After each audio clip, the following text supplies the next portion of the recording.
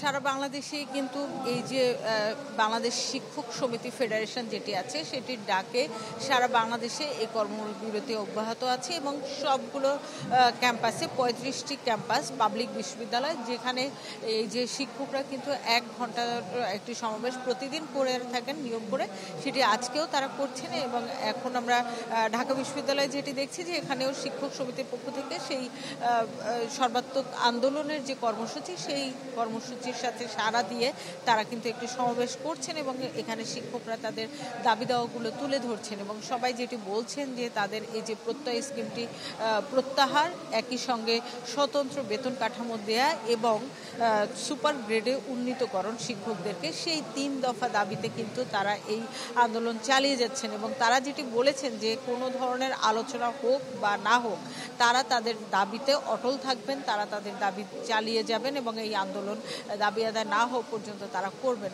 নগদের কাছে সব গ্রাহকই প্রিয়, তাই তো সারা দেশে ক্যাশ আউট চার্জ সবচেয়ে কম।